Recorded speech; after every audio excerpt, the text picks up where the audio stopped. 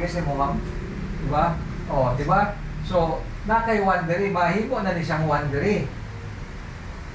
1. O, ana. Diba, 1 na? So, pila naka Beach Road ang imong network portion. Ang network portion nimo ba? So 24 plus 1 25 na. So pwede mahimo na ni siyang 25 dali.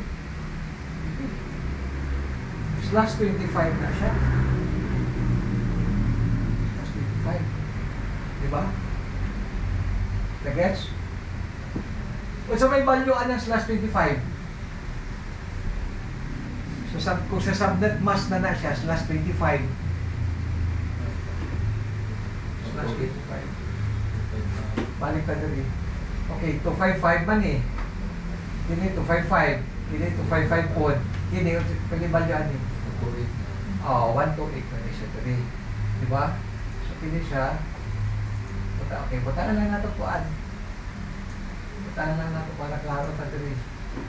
Equals that 128 siguro ha, tanaw na to. Para klaro ba? Yan na siya ha.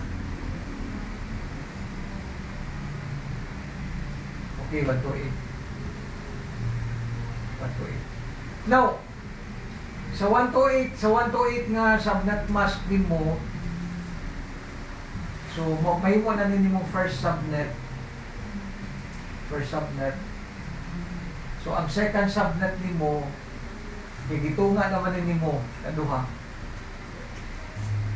So ang ganito pag-determine sir kung kuan, kung halimbawa nag/25 ka, ang imong network na 220.20.0 pila siya ka network ba? Gi-divide siya into how many networks? Pwede yan.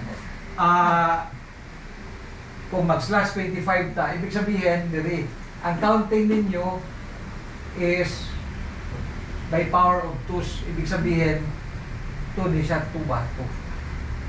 Power of 2 man. 2. So ibig sabihin ang imong 220.20.0 mag/25 ka, naaday kay duha ka network ato. Duha ka network pa. Nagets? Duha ka network nga supposed to be tag pila ka host IP bawat network. Try na to. Okay. So sama. So pag-determine ato, pila increment. Ang increment mo is 128. Di ba? Kita mo ang least significant bits. Kini o least significant bits. Mo man ni. So 128. So meaning ang first subnet nimo 220.20.0 unya ang least significant bits nimo is 128 man. 128. So ang second subnet ani is 220.20.128. Ang ikaduhang networks na ba? Try na naman niya.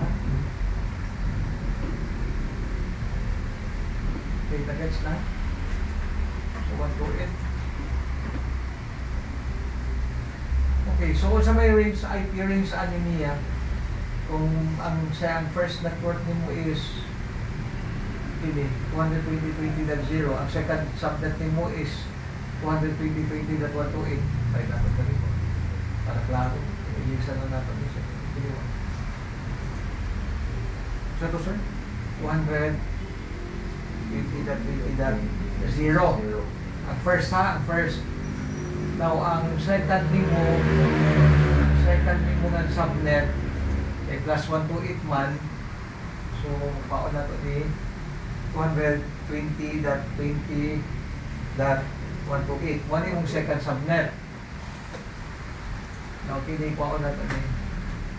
Okay, ang surprise natin ni sir ha. Oh, sorry. Surprise natin gamay. Ano siya.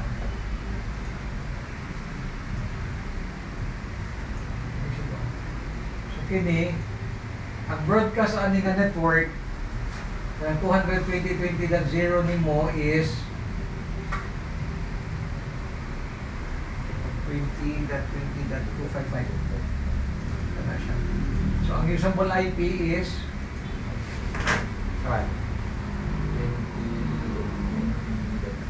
1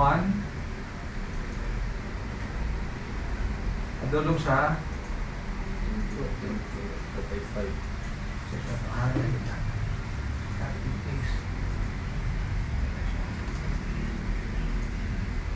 2020 that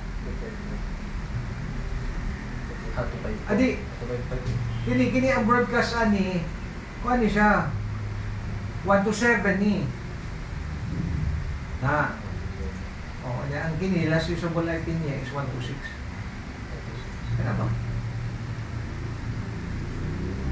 mo na ni siya kini second subnet naman ni mo sir second subnet naman ni ikaduhang networks naman ni siya di ba?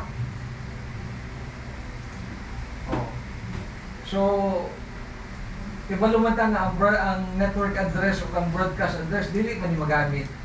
Magamit lang nato ang 220.20.1 up to 220.20.126 man. Now, highly recommended, basta sa router, assign ninyo ang last usable IP. So, muna siya atong assign dali. Kung bantay mo niyo, nag-question mark pa niyo. Hindi siya dali, ha? Okay, ilisa na ito name. 126. Ha? 126 na siya, ha? Kunya kay now, kung mapansin niyo ang 1 ni network, ang 1 ni R2, ang 1 ni R2 is question mark pa po, ug ang 1 ni R3 kunya based sa diagram, pareha man na sila network. Network 2 man na, under man na sila sa network 2. So, kung sa'yo mayang IP, butan na ito dali.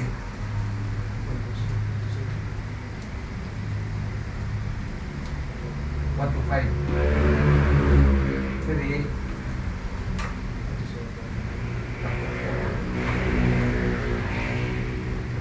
Okay na. 4. So, network.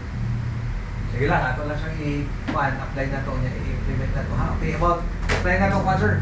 Try na tong network 3, sir. Ang network 3 ninyo, which is sa accounting, 30 host man. Balik ka dali. 30 host. Pausa na ito. 0. Okay, 30 host man. So, 2, 4, 8, 16, 32, right?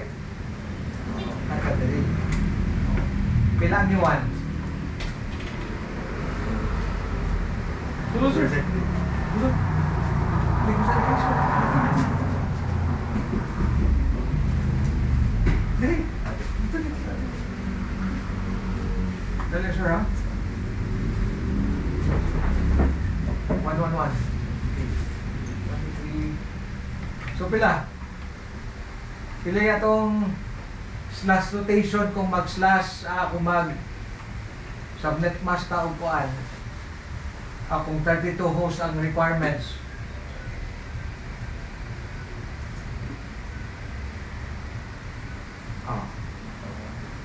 Na. So, pila?